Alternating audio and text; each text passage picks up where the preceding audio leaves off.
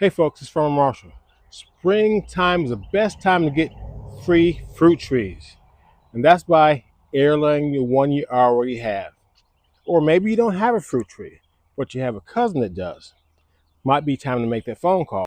Airlaying a fruit tree is one of the best and most economical ways of getting a fruit tree. This way you get an identical copy of the tree that you're propagating. It's easy, it's fun, and like I said, you can save a bunch of money doing it. So what I'm going to do is I'm going to show you how to airlay a fruit tree, and I'm going to use my persimmon tree. If you watched my videos last year, this persimmon tree had a major problem. I had a huge branch break off of it. And I'm like, what's going to happen if this tree dies? What am I going to do? Go buy a new one for 70, 80, 100 bucks? No. So what I'm going to do is airlay this fruit tree step by step so you can see what you need to do in order to have a successful propagation of this tree or of your tree. Let me take you back some to where I had a problem with my fruit tree here. If you look, this section here is where a branch completely broke off. I'll show you what it looked like. Now this tree was loaded with fruit on that branch and also the rest of the tree. But fortunately, I was able to leave the tree still partially attached. All the fruit kept growing and it produced a great crop of fruit. Since then, I've really hit the urge to get myself another persimmon tree. But you know how things are now. Everything's kind of expensive. And I'm not cheap, I'm just frugal. So I'm going to air layer it. First step coming up. So what you want to do, take yourself a sharp blade and make a circle, cutting into the bark of the branch. You want that circle to line up.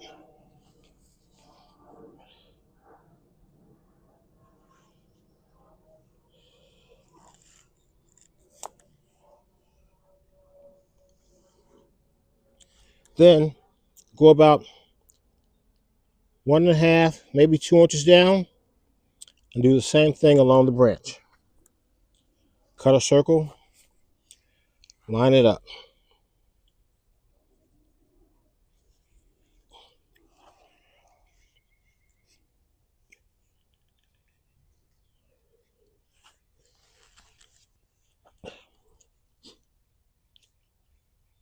So I got my line here, I have my other line right here. And you want to take your knife and draw a line up and down the branch from the top of the cut, or from the top circle to the bottom circle. And from there, carefully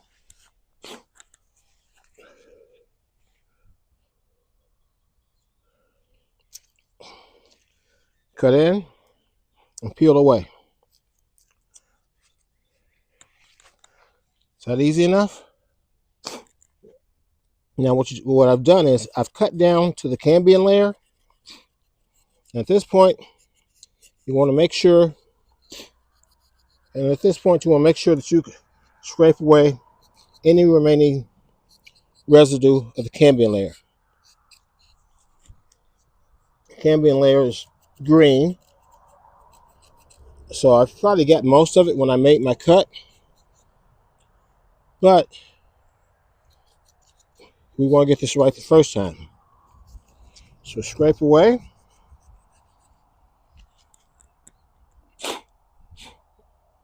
Now that's a good cut. Now that's a good cut right here.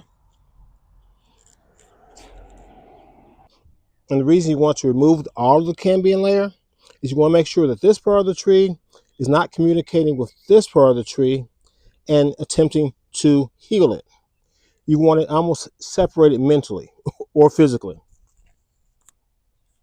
Next part, and this part is optional. You can take some rooting hormone,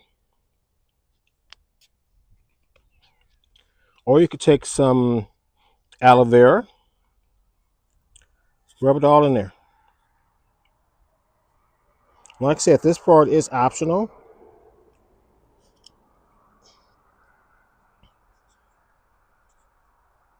Probably using more than I need to, but that's fine. It's a free tree. Now with this next part, there are so many different ways I've seen people do air layering. I've seen people use plastic cups. I've seen them use plastic bags. I've seen these things which I saw on Amazon for not much at all. So the main thing is I like to use what I have.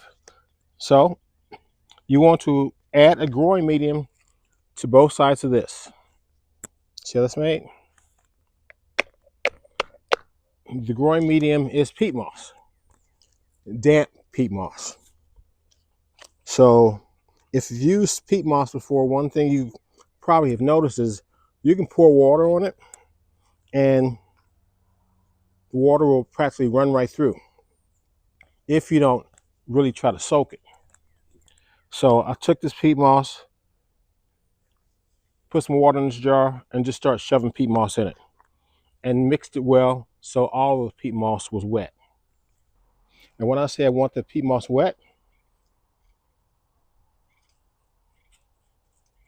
yeah, nice and wet. So you fill up your cup, completely fill it up, or not cup, whatever this thing is called. Fill up nice like this, and then you want to take it, wrap it around where you scraped away the cambium layer,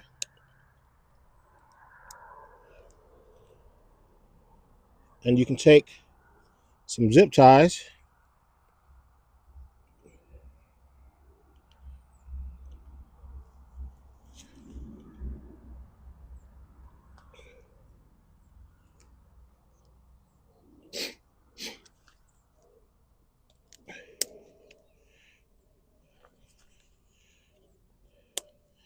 press it closed tightly.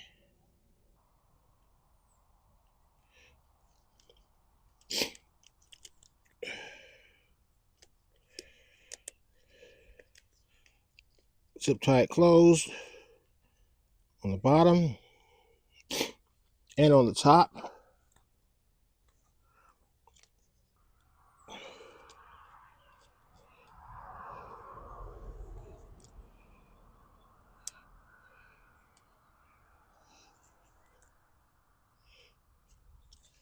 So there you go. Leave that on for, I'd give it 30 days, 45 days, and then open it up, check for roots. And of course, at that time, you might even find some roots poking out from the bottom. Hopefully my dogs won't think it's a ball for them to play with, because if they do, this might be off my tree by tomorrow. Okay, guys, promise me you will not mess with that ball on the tree. It's not a toy. I'll give you plenty of treats. Just stop messing with the tree, please. My final thoughts on this is it's a great way to get what's going to be a mature, genetically identical version of this persimmon tree. So once I get it in the ground, it's going to act like it's 5 years old, which means it's going to start producing me fruit. If not this year, next year, it's certainly going to give me some fruit.